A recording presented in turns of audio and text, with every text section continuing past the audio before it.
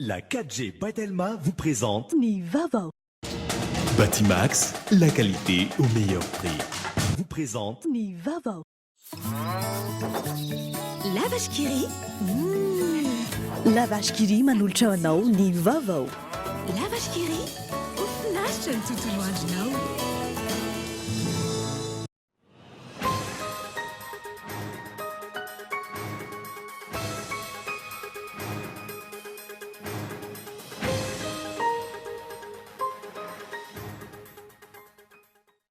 Ampy ho an'ny filàn'ny mpanjifa ireo tahilin-tsorika raha ny fanazavan'ny sekretera jeneraly groupement pétrolier de Madagascar.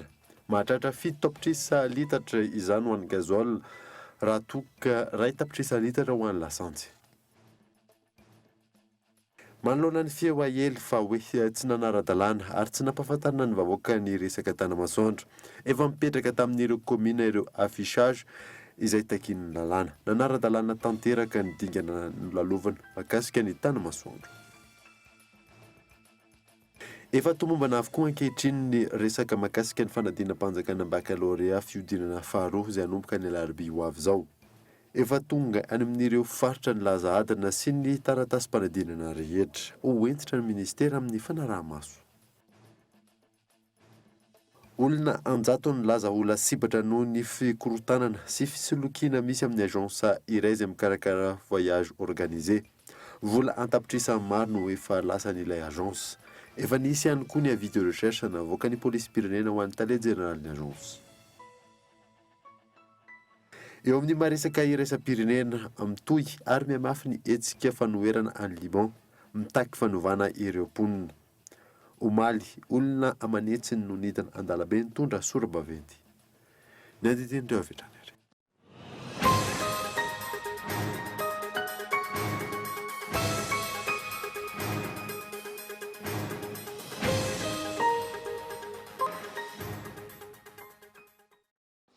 Salantra tompoko lasy tompoko vavy fotoana vaovao eto amin'ny Koltivika manasana ary anaraka izany hatramin'ny farany. Ny anombotsika ny vaovao ampy ho an'ny filan'ny mpanjifa ny tahirin-tsolika raha ny fanazavan'ny sekretera jeneralin'ny groupement pétrolier de Madagascar. Mahatratra 7 tapitrisa litatra izany ho an'ny gazole raha toka 2 tapitrisa litatra ho an'ny lasantsy. Mampiona kotoarso. Manoloana ny filaharam-be fividianana solika vokatry ny tsahony eliny amin'ny fahatapahany famatsiana solika eto an-drenivohitra, nanambarany avy ao amin'ny GPM na groupement pétrolier de Madagascar fa ampy ho an'ny filan'ny mpanjifa ny tahiry misy ankehitriny.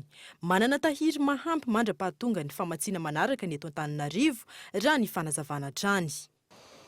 Ampy dia ampy ny stock-ny gasoil ary mavita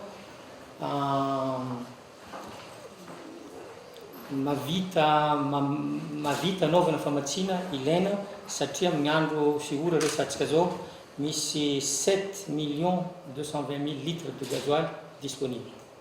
Faharoa manaraka zay lasantsy. Hitanareo moa tsy dia nisy olona loatra ny gasoil fa efa roa loatra ny olona mandeha amin'ny station dia ny lasantsy koa nahitana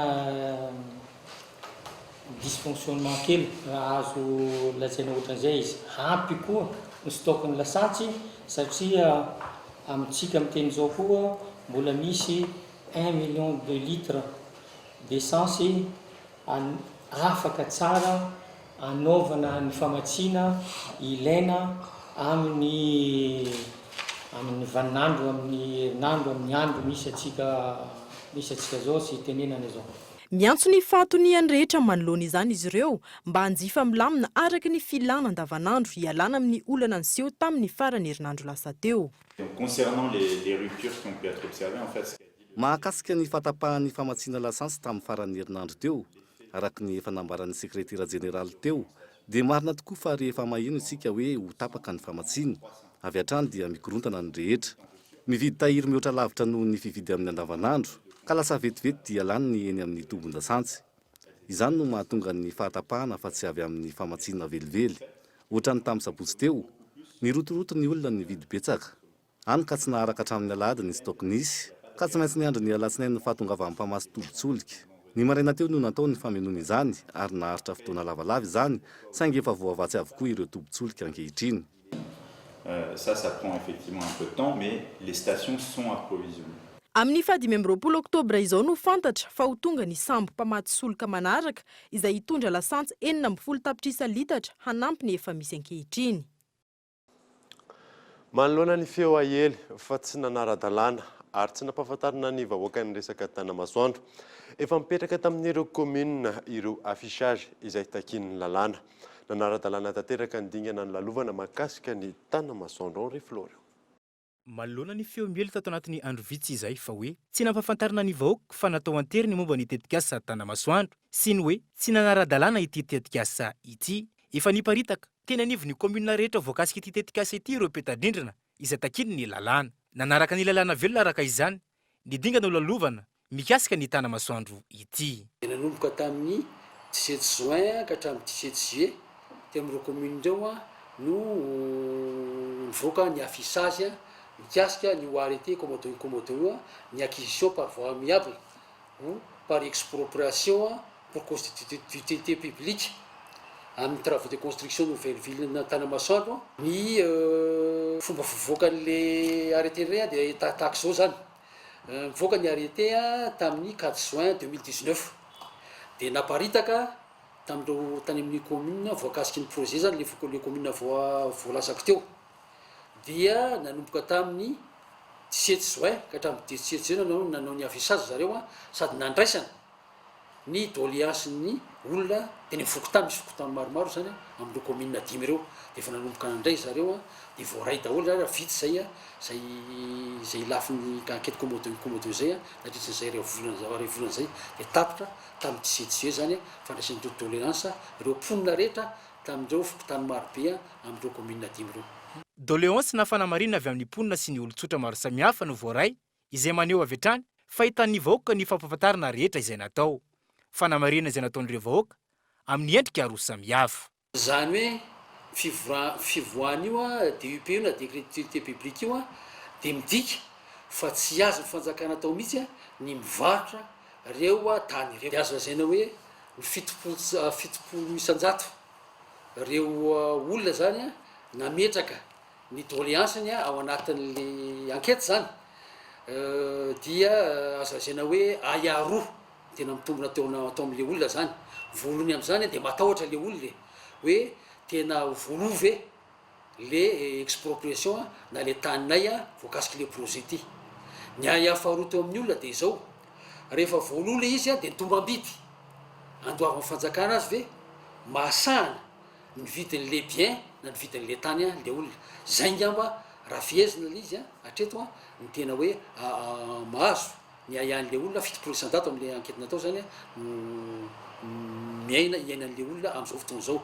Satria rehefa natao ny enquête dia namaly tao anatin'le enquête dia eo amin'ny 2755 na 550 sy 704 dia 70% isanjato zay zany dia zay anakorotsy daholo ny tena mibahana. Ankoatra ny fampahafantarana io nisy didim-panjakana izay laharana fa 724 tsipika 7 sy 10 ny 4 aogotra sy 24 manambara fa ilainy ny fanjakana na ny déclaration d'utilité publique ny asa fanamboarana ny tanàna vaovao Tanamasoandro. Eo no anambony fampirarahana na izany atao alamiable izany hoe ampirahalaina ny fialan'ireo olona manana tany na trano voakasika na izany efa hita amin'ny saritany misy eo amin'ny petadrindrina ihany koa. Efa nisy ankoatra ireo ny fifanatonana na teo amin'ny tompon'andraikitra eny an-toerana sy ny teknisiana ny ministera ny fanajerena ny tany ny toeram-ponenana ary ny asa vaventy na tamin'ireo vahoaka sy ny ministera tompon'andraikitra. Manamarina ireo rehetra ireo fa voahaja amin'ny antsipiriany ny dingana rehetra takin'ny lalàna mikasika ny Tanamasoandro.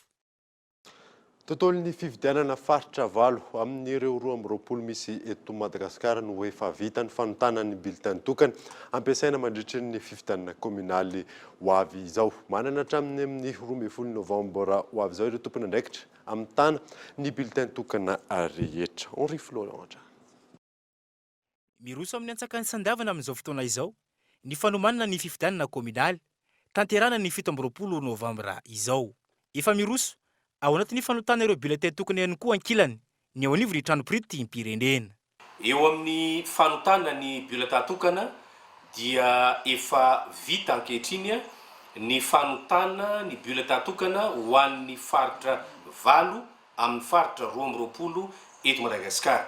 Eto antoerana ihany moa no anatotosana izany fanontana ny bilota tokana izany ary 2 hetsy sy 120 tapitrisa no isan'ny bilota tokana atonta ka ny faharoa ambin'ny folo ny volana novambra ho avy izao no everina ho vita tanteraka izy ireo. Ny bilota tokana sy antota taratasy vitsivitsy ilaina amin'ny fifidianana dia tanterahana eto Madagasikara eny anivon'ny imprimerie nationale ihany.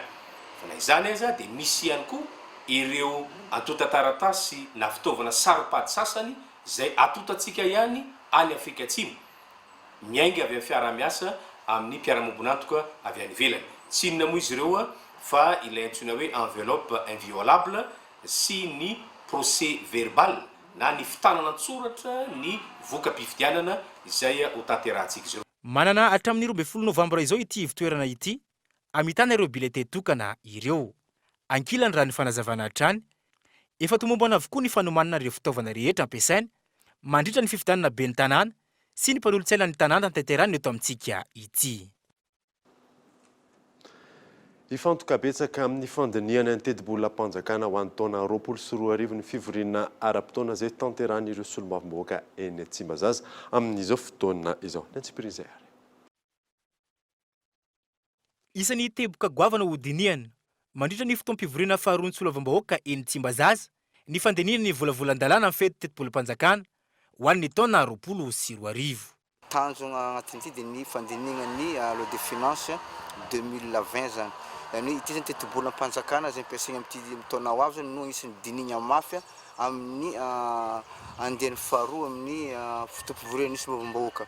Ary io koa zany no hitarafana ny politika ankapobean'ny fanjakana, ny tanjona tiana tratrariny, ny vinavina rehetrarehetra afaka hitarafana hoe zao zany no fampandrosoana tiany fanjakana apetraka.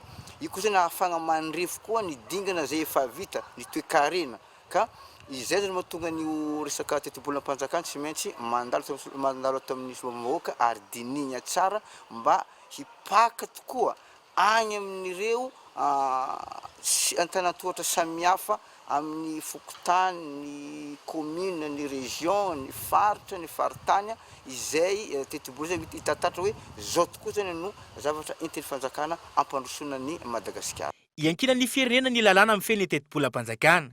Io no mamatra ny fitsinjarana ny fandaniana ataon'ny fanjakana, manomboka amin'ny fampandehanan-draha randro-panjakana hatramin'ny fanatanterana ny tetikasa fampandrosoana ny firenena. Solombavambahoaka rehetrarehetra inge amin'izao fotoana izao dia efa samy resy lahatra avokoa fa hoe ilaina ny fampandrosoana.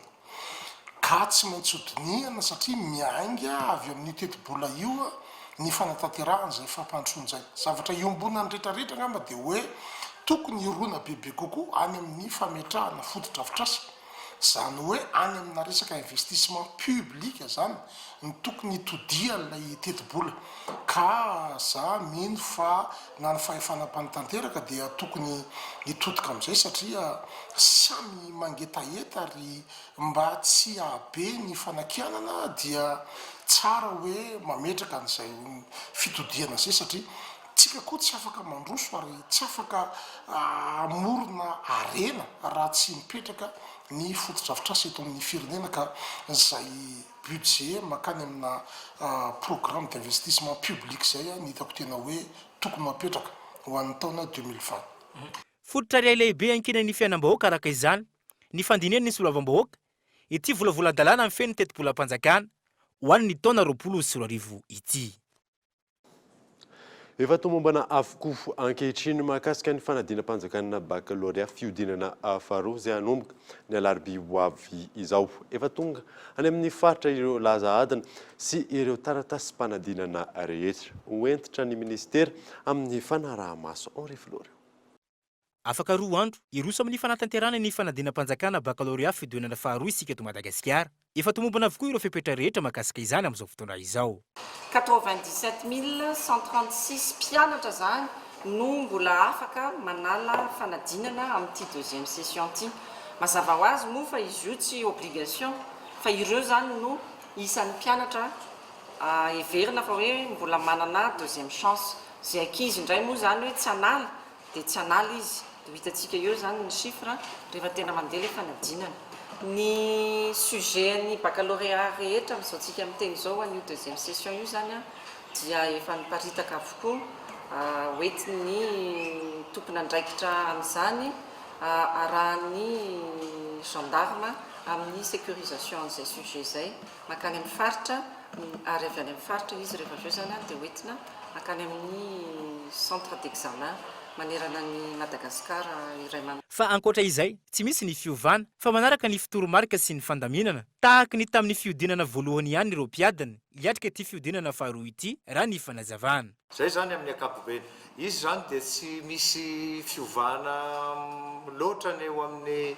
fanatanterahana ara-teknika ny fanadinana tsy miova ny efitrandro zay anaovan'ny ankizy ny fanadinana tsy misy koa ny fiantsona manokana fa raha sanatria ka sendra very ny fiantson'ilay ankizy tamin'ny fiodinana voalohany dia manatona ny office du bac ary zareo a mba azahoany ny duplicata raha sy tratrany moa ilay izy a dia tsy maintsy zany mitondra ny carte d'identité scolaire na ny carte d'identité nationale mba ahafahany miditra ao amin'ny toeram-panadinana eto zany dia marina ihany koa fa ny naoty mahakasika ny lazahady na ara-panatanjahantena dia tsy misy intsony fa ny naoty azo tamin'ny fiodinana voalohany ihany a no tazonina atambatra amin'ny naoty zay ho azony amin'ireo lazahady na samihafa ny alarobia zao araka izany no anomboka ity fanadinana mpanjakana baccalauréat fiodinana faharoa ity izay aritra efatrandro eny anivony toeram-panadinana maro manerana ny Madagasikara. Olona anjatony no nilaza ola sibatra noho ny fikorotanana sy fisolokiana misy amin'ny agence iray izay mikarakara voyage organisé vola antapitrisa maro no efa lasan'ilay agence efa nisy ny avis de recherche navoaka ny police pirenena mampiona rekotorson. Ny maraina teo, vory olona ny teo anoloany bureau-ny agence iray mpikarakara fivoahana miaraka mankany ivelany na voyage organisé. Olona misavoritaka sy matsiaro tena hody izy fanantenana, taoriany fahenona fa misy olana ny fiaingan'izy ireo ary misy tsy milamina ny fifanarahana natao raha ny fitantarany amanjaton'izy ireo no voakasika ity raharaha ity. Dia efa voaloha daholo le vola rehetrarehetra zany le frais dia narehan'le nisy an'le tamin'ny Facebook le nisy olona tafajanona tany Dubai ay le simple fotsiny le billet dia sasany tonga sasany mbola tafajanona any dia zay dia taitra daholo zay rehetrarehetra dia reto vory reto dia be da be mivoafitaka zany dia zay no natonga anay taraina voafitaka daholo zay rehetrarehetra satria efa voaloha daholo ny vola rehetrarehetra tena perte zay dia tsita dia tokony misy olona tokony andeha zao tsy lasy dia nenay zao zanakay vao andeha amin'ny 11 novembre Dubai zao tsy amin'izao le PDG tsisy taratasy ny bureau midy fa nanomboka tamin'ny sabotsy dia tsy hitanay zay procédure ny PDG tsy ao tsy eto toerana zany dia raha nkanay manokana zao hoe tokony andeha 12 octobre zay dia avy eo izy ny zoma le 10 zany no ny antso izy dia nilaza fa hoe différena fotsiny ny voyage nareo izy fa tsy nahazo visa nisy olona tsy nahazo visa eny dia avy eo efa nanomboka teo aloha zany dia efa nanomboka nanana zay hoe miditra an'ilay zavatra tsy milamina dia noho ny efa araka teny madama teo hoe noho nivoaka amin'izay le tamin'ny Facebook hoe tena misy tena tsy milamina be mihitsy kay. Vola enina tapitrisa mahery ny ambany indrindra raha toka mahatratra amina miliara ho an'ny sasany ny vola efa nalota ao amin'ity agence iray ity hatrany. 45 millions to sivy tapitrisa ariary satria ino izy teo Dubai anankiroa 27 millions plus visa. Dia nilaza izy hoe sakafo non sakafo atoandro sy ny hariva ihany no tsy ao anatiny dia ao anatin'le contrat zay nifanaovanay koa hoe arakaraky ny andoavanay vola zany dia dikan'izay zany hoe ny vola ny fanaloa mieloha daholo raha ny anay manokana zao juillet dia efa tapitra voaloha daholo ny volanay zay ny fanarahana taminy. Hatreto tsy mbola naharaisana fanazavana ny teo anivony ity agence ity ary nihidiny Brown izy ireo hatramin'ny fotoana nandalovan'ny mpanao gazety ny Kolo TV raha toa ka voalaza eo amin'ny afisy ivelan'ny Brao fa tokony hisokatra ity Brao ity nanomboka tamin'ny 10 maraina teo. Raha ninambarany ireto voakasika hatrany hatramin'ny zoma lasa teo no nazahoana an-tariby farany ny tompon'andraikitra.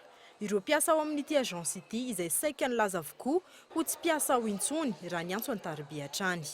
Nanao filazana io arivo io ny avy ao amin'ny polisy pirenena fampitadiavana ny Rabe Jowiliniaina, tale général n'ity agence sourcine voyage ity ary ihany koa nitantana ny orinasa Jika Group fahiny. Isan'ny antony itadiavana azy ny mahakasika ny fisolokina sy ny fivadiam-pitokisana ataony amin'ny olona izay mifanerasera aminy araka ny filazana hatrany. Anisan'ny faritra manintona mpizahatany maro ivakinankaratra indrindra rehefa hiditra amin'ny vanim-potoana ny fialan-tsasatra sy rehefa andro fety. Ity ny fanampiana ataon'ny ministera tompon'andraikitra ampiroboroboana ity sehatra ity any an-toerana. Keziara Benimanana. Manana ny mampiavaka azy amin'ireo faritra maro hafa ivakinankaratra. Anisan'izany ireo hetsika maro samihafa izay fanehoany ireo vokatra maro sy ireo fitaovam-pitanterana izay manintona ny mpizahatany maro. Ao ihany koa ireo hetsika manome lanja ireo fomba amam-panao. Hatreto mbola tsy lasa-danja ny hamaroan'ireo mpizahatany raha ny any amin'ny faritra vakinankaratra. Ny tourisme national aloha betsaka kokoa mandritra an'ilay événement. Izany hoe akoatra ny paka ny Antsirabe dia misy ihany koa ny posiposy satria ny ahafantarana ny Antsirabe moa zany dia fitaovana anankiray izy io ahafahana tsidika ny faritra na ny rehefa ny vakinankaratra zany dia io zany no ezahanay ampahafantarina ireo zany ny tena hoe pic zany raha hoe saison an'ny tourisme national raha ny Antsirabe. Dia amin'ny herintaona zany misy fanampiana amin'ny lafiny vitsivitsy miaraka amin'ny ministera. Araka izany, hisy ny fanampiana ataon'ny ministera ho fampiroboroboana ny fizahantany any amin'ny faritra vakinankaratra anoanana ireo hetsika sy ireo kilalao izay mampiavaka ny malagasy. Isan'ny lalàna ifeny vokatra biolojika eto Madagasikara ho hatsaraina ny vokatra ho ampirisihana ihany koa ny mpamokatra azo certification. Michel Arnarzon. Mandina ny 3 alina amin'izao fotoana izao ireo mpamokatra biolojika voaisa eto Madagasikara. Fepetra maro no takiany tsena iraisam-pirenena amin'ireo vokatra biolojika avy eto amintsika. Antony ametrahana tsy ho ela ny lalàna ife izay sehatra izay, raha ny fanazavan'ny syndicat mpamokatra ara-biolojika. Le projet de loi io zany efa tamin'ny taona 2024 no niasana tao anatin'ilay izy. Ny vondrona tao anatin'io zany nananganana an'io ny olona avy amin'ny karazan'olona avy amin'ny secteur rehetrarehetra avy amin'ny mpamokatra, ny orinasa, ny ministère isan-karazany, ministère de l'agriculture mazava ho azy fa teo koa ministère de l'environnement, ministère de santé, ministère ny fiompiana moa zany efa miaraka amin'ny fambolena ihany. Dia niarahana nanoratra zany le izy. Ao anatin'io zany hamaritra ny fomba famokarana ara-biolojika aloha zany fa manaraka ny fombatsika malagasy. Famokarana, fomba fanodinana dia ny fomba famarotana. Dia rehefa avy eo ny lafiny contrôle. Ankoatra ny fanaraha-maso, misy ny tosika avy amin'ny ministera tompon'andraikitra, ministera ny fambolena, ny fiompiana ary ny zono amin'izany. Dia mametraka an'izay cadre incitatif izay zany no tena anjara asana ministera. Ka ilay lalàna dia maroparitra ohatra ny ahoana raha te hiditra ao anatin'ilay sehatra ny fambolena ara-biolojika tsika dia mba misy lalàna, misy balizy apetraka ihany hoe raha te hanao an'izao tsika reto avy ny teknika ilaina, reto avy ny zavatra tokony ho arahana mba hamaly an'ilay filàna eo amin'ny tsena indrindra. Vokatra la vanilla bio, ny huile essentielle ary ny makamba no mitana larina 3 voalohany amin'ny vokatra bio ahondra ny Madagasikara any amin'ny tsena iraisam-pirenena. Ny tsena Europeana amin'ny ankapobeny hatreto no mandray izay vokatra izay. Tonga eto amin'ny fotoana ny dokavarotra isika orinan'izay ny atatsika mahakasika ny fiadiana amin'ny tsy fandriam-pahalemana. Eo ihany koa mahakasika ny asa soratra malagasy sy ny teknôlôjia rehefa avy eo ary.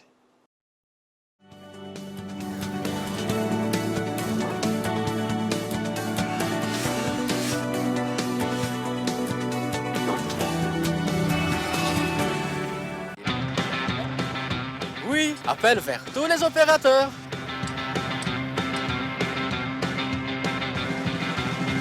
Oui, appel à l'international inclus.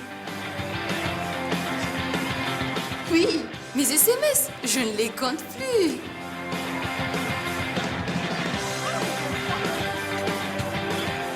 Et oui, l'Internet à la vitesse 4G. 0,5 arrière par seconde vers FAF et Club First. 1 arrière vers Telma et 3 arrières vers les autres opérateurs. Vous aussi, soyez First. À partir de 10 000 arrières, First Premium. Et découvrez toute la gamme First sur www.telma.mg ou rendez-vous en Telma Shop. Telma, ça feed que numéro 1 Malagasy. La vache qui rit. Ça demande cire. Nous m'en pas tout malérie.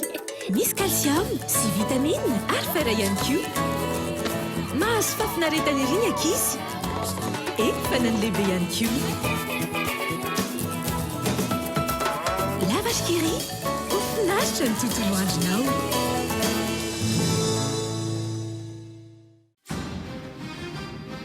Le CNAM Madagascar vous offre une possibilité d'acquérir un diplôme international qui vous ouvre les portes dans le monde.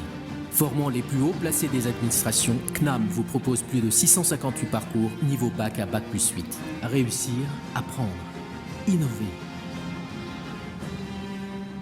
Les formations que nous offrons répondent aux normes du marché mondial du travail. Alors qu'attendez-vous pour investir dans votre réussite ? Faites partie des plus grands et visez plus haut. Apprendre au CNAM change votre vie. Yes, le CNAM.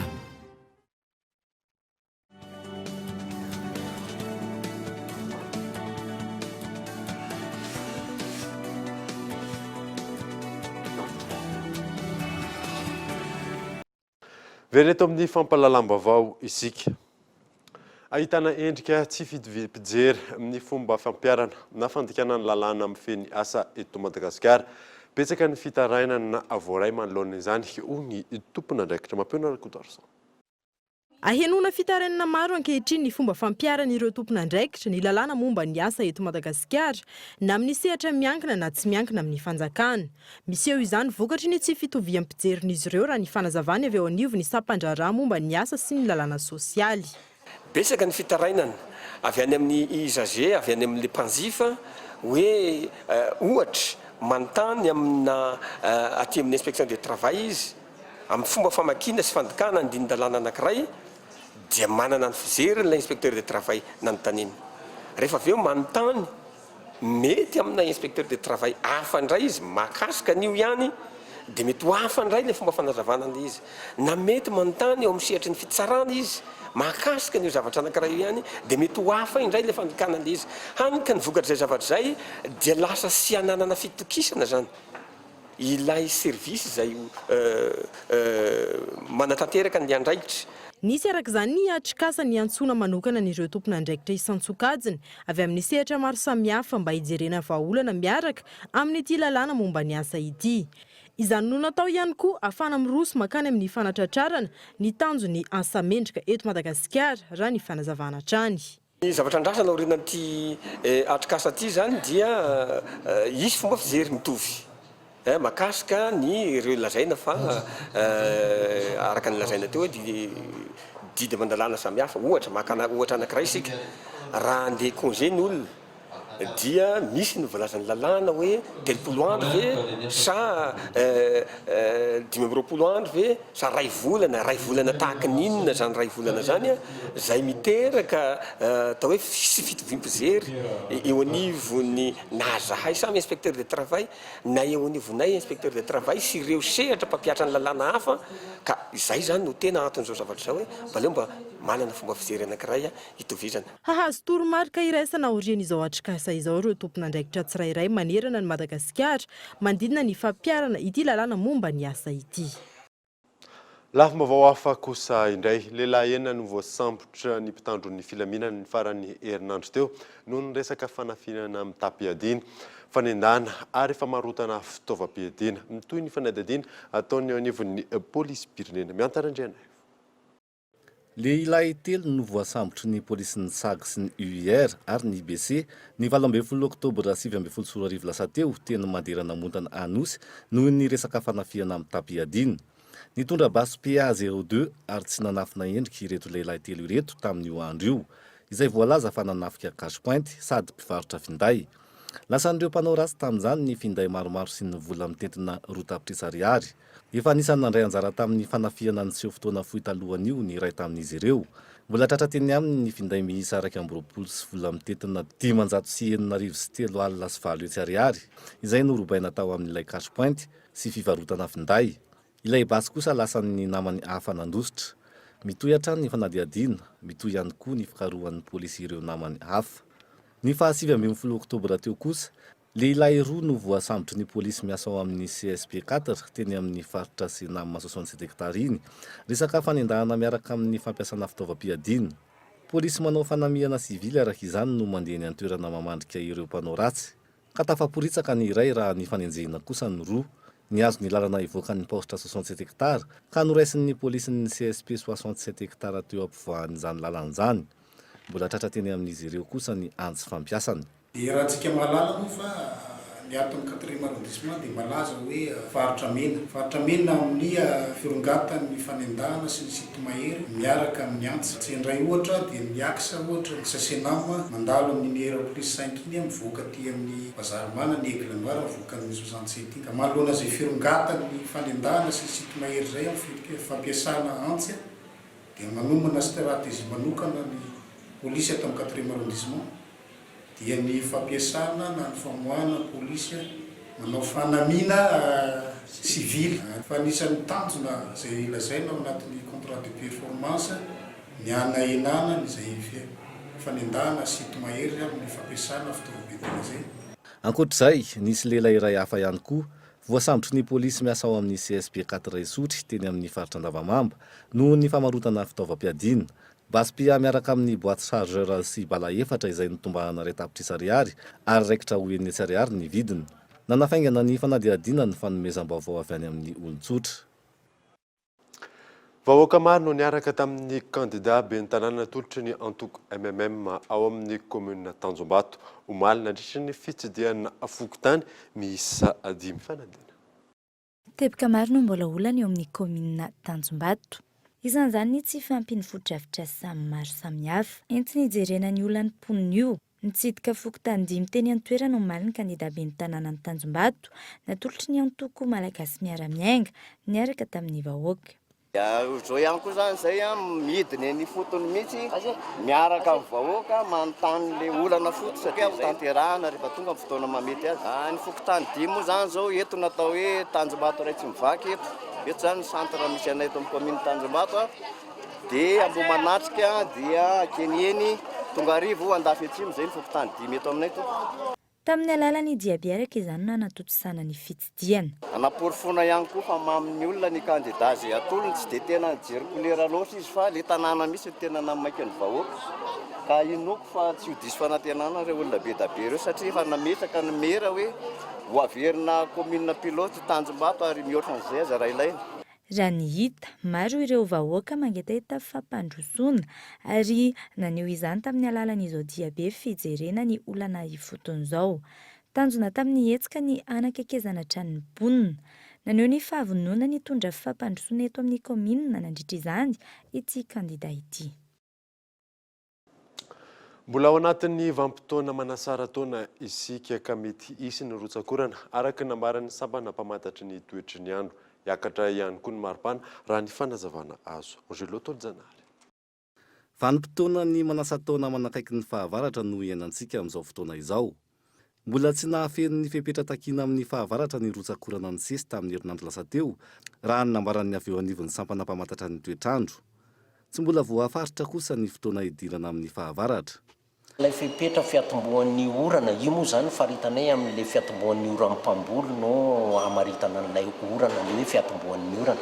Raha makasian'io fepetra io zany dia ohatra hoe raha misy rotsakorana amin'ny latsaka ohatra hoe 20 mm ao anatin'ny 3 andro misesy zay tsy arahana andro maina ohatra hoe 10 andro na 10 andro aorinan'izay 3 andro misesy zay dia izay no le andro nyrotsahan voalohany iny no ambara fa hoe fiatomboan'le orana eo amin'ny faritra io zay le izy zay. Etsy ankilany hiakatra ny maripana ary hafana ny andro mandritra ity herinandro ity. Na io azy izany hafanana izany, ahina ny mety hisian'ny oram-baratra raha ina rivotra raha ampitso arivo. Mahakasika ny toetoetry ny androntsika zany atao anatin'ity herinandro miditra ty indray raha bangona tokana aloha zany dia maina ny andro amin'ny ankapobeny fa ny orana zany lasa ny amin'iny ny avaratra ray manontolo zany no mety misy orana kely indraindray ihany.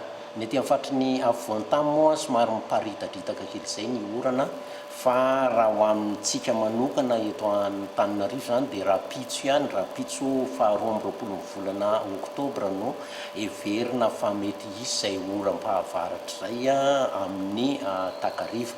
Araka izany, ao anatin'ny andro maina tanteraka no anatanteran'ireo mpiadana ny fanadinana baccalauréat andian'ny faharoa amin'ity herinandro ity. Ny votoatin'ny gazety mpiseho isan-kerinandro Madagasikara Matin Hebdo ho an'ny datiny 8 ka hatramin'ny 4 ny volana oktobra no tanterina aminao anatin'ity fanadihadiana manaraka ity. Miantarindriana. Nivoaka ny gazety mpiseho isan-kerinandro Madagasikara Matin Hebdo laharaina 13 izay ho an'ny daty 8 ka hatramin'ny 4 oktobra izay jifaina amin'ny vidiny 900 ariary. Conjoncture politique, une opposition confrontée au mal de vivre. Izay no lohateny lehibe eo amin'ny pejy fahaefatra. Acte criminel à Mbotrimanjaka, du sabotage anti-Tanamasoandro prémédé par le team no amin'ny pejy fahadimy. Baccalauréat enseignement général, une délibération de 9,75 sur 20 à l'horizon no amin'ny pejy fahatelo. Appui à la culture, Toscar finance 10 projets, no hita amin'ny pejy fahadimy. Zavakanto mitahiry ny voambolana sy ny teny malagasy ny asa soratra, fitaovana mahomby amin'ny fanaparitahana ny asa soratra ny fisian'ny teknôlôjia amin'izao fotoana izao fanadina.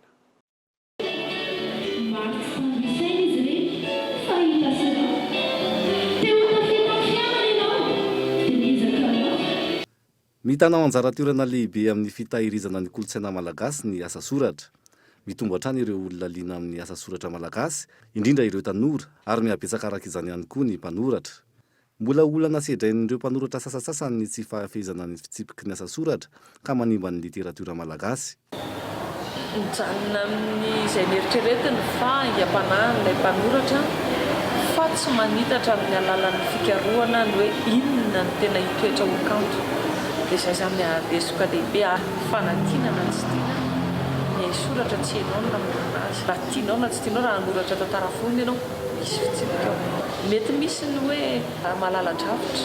Fa na malala-drafitra aza amin'ny tononkalo dia tsy maintsy misy ihany ny paika sy gadona voatahiry mahakanto azy. Izany mampiroborobo ny asa soratra ankehitriny ny fisian'ny fitaovan-tserasera sy ny hainao manjery samihafa. Manamora ny fampitanana ny asa soratra izany raha ny nambaran'ity mpanoratra iray ity. Ny fomba hifanankarazan'ny tanora amin'izao fotoana izao ary tombo ho an'ny tanora ankehitriny izany satria nahoana andray ohatra anankiray isika ny tambajotra fotsiny. Tambajotra vetivety dia tafita ny asa soratra. Ao koa ireo hainao manjery maro isan-karazany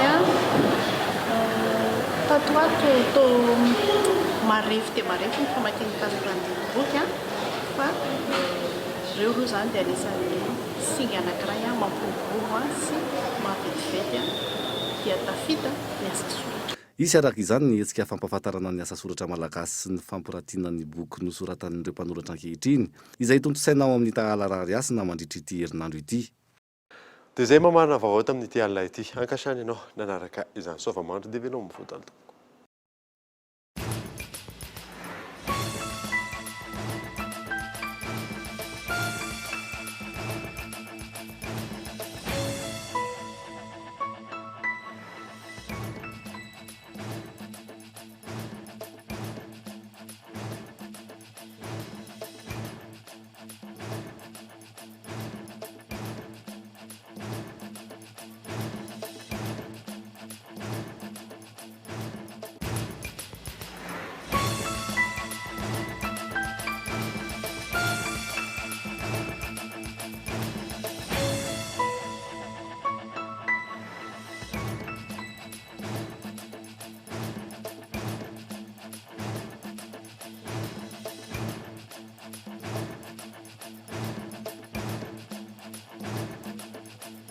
La 4G by Telma vous a présenté Nivavo. Batimax, la qualité au meilleur prix. Vous a présenté Nivavo. Lavage Kiri. Narainao teo ny fampalalamba vao miaraka tamin'ny Lavage Kiri. Lavage Kiri. Ofinaritra ny tontolo andronao.